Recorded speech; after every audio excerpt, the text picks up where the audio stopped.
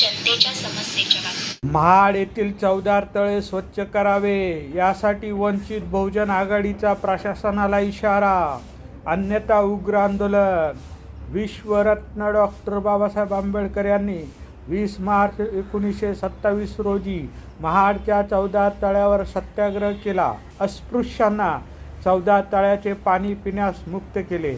आज त्याला 100 वर्ष पूर्ण होण्याच्या दिशेला वाटचाल होत असताना ते पाणी अस्वच्छ आहे, ते स्वच्छ प्रशासनाने करावे यासाठी महाड व पोलादपूर येथील वंचित बहुजन आघाडीचे कार्यकर्ते एकत्र जमून त्यांनी एल्गार केला आहे, अन्यथा उग्र आंदोलन करू असा इशारा वंचित बहुजन आघाडी महाड तालुका अध्यक्ष देवीदास पवार, पोलादपूर तालुका अध्यक्ष राजेंद्र निकम, वंचित बहुजन आघाडीचे रायगड जिल्हा उपाध्यक्ष कुंदन हाटे, महाड तालुका सचिव सचिन जाधव, मिलिंद जाधव, तुळशीराम गायकवाड, आनंद जाधव, सदानंद जाधव, रुपेश थांबे, विवेक धोत्रे, रमजी सकपाळ, अनंत जाधव यांनी दिला।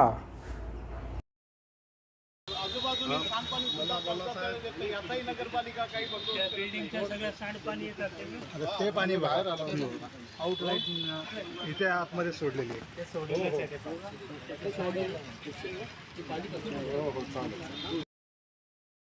सरकार मराठी न्यूज चॅनलमध्ये आज आपण आहोत रायगड जिल्ह्यातील महाड तालुक्याचा इतिहास जगभरात आहेच, परंतु या क्रांतीभूमीत बाबासाहेबांनी जे 14 तळ्याचा सत्याग्रह केला, 14 तळ्याबाबत इथल्या स्थानिक लोकांचं काय मत आहे आज आपण जाणून घेऊया। माझं नाव देवदास पवार, वंचित बहुजन आघाडी महाड तालुका अध्यक्ष।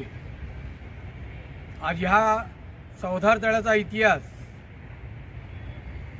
बऱ्याचशा वेळा आम्ही शासनाला पत्रव्यवहार करून विनंती करून आत्तापर्यंत कुणी इकडे काही लक्ष द्यायला पण तयार नाही आहे।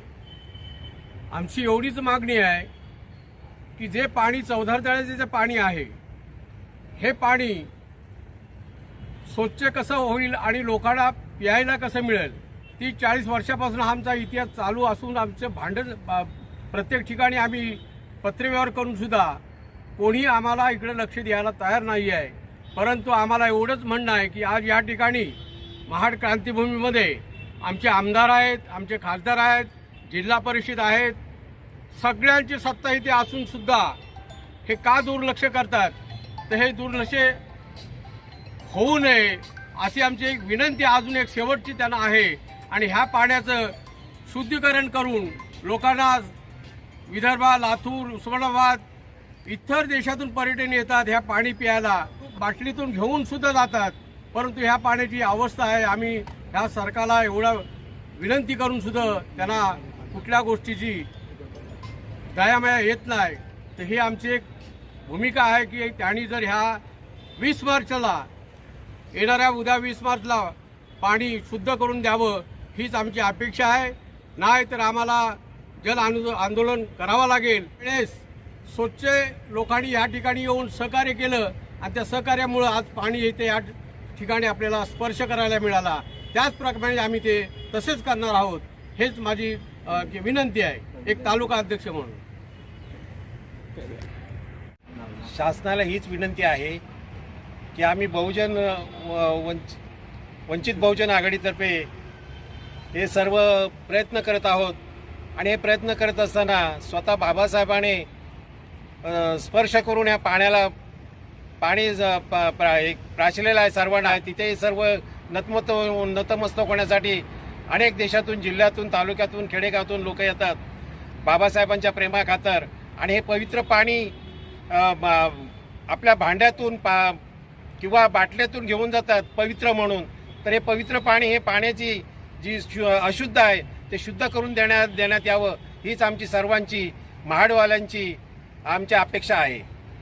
मी कुंदन हाटे, रायगड जिल्हा दक्षिण वंचित आघाडी उपाध्यक्ष म्हणून आज आमची महाड तालुक्याची 20 मार्चच्या कार्यक्रमासंदर्भात विचार करण्यासाठी मीटिंग होती आणि आपण हे पत्रकार या ठिकाणी आलात तर तुमचं या ठिकाणी स्वागत करतो।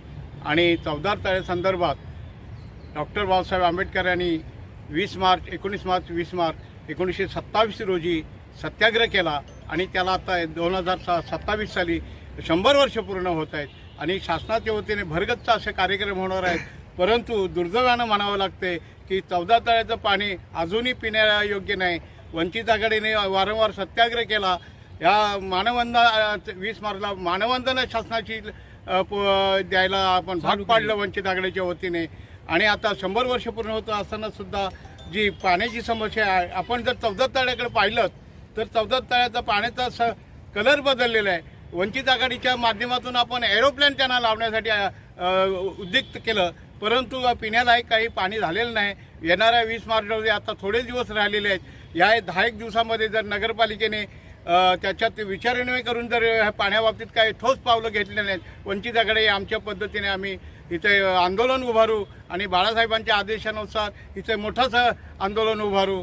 तेव्हा मला या ठिकाणी नवनिर्वाचित कमिटी या नगराध्यक्ष उपनगराध्यक्ष वगैरे आलेले आहेत, त्यांच्या ठिकाणी स्वागत करून ते ह्या ठिकाणी लक्ष देतील आणि 20 मार्चच्या अगोदर हे पाणी पिण्यायोग्य होईल ही त्यांच्याकडून अपेक्षा करतो. अन्यथा आम्हाला वंचित आघाडीच्या वतीने इथे आंदोलन करायला लागेल. जय भीम.